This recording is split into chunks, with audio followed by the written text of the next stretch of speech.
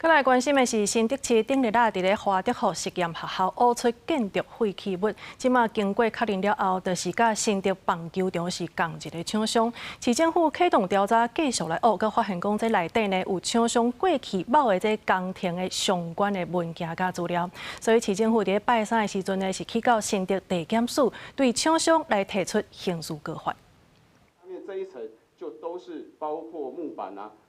砖块啊等等。提出伫华德福实验学校的校园内底挖到废弃物相片，就讲这施工单位竟然甲新竹棒球场是同一个厂商，而且搁伫内底挖到厂商过去捌做过其他学校的工程相关文件。新竹市府拜三向新竹地检署对厂商提起刑事告诉。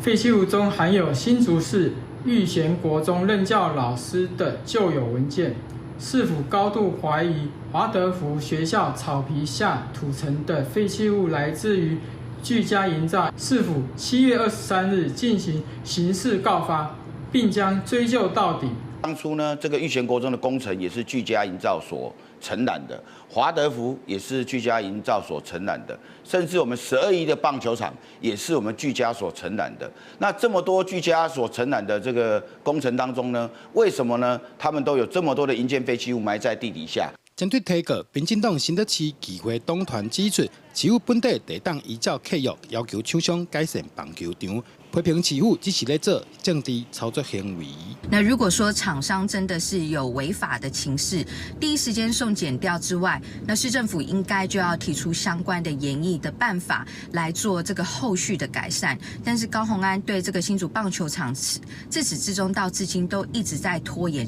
新竹地检署表示，目前已经指挥调查局等单位共同侦办，等调查了会公开说明调查结果，对任何违法的代志一定会依法侦办。记者杜君和新竹报道。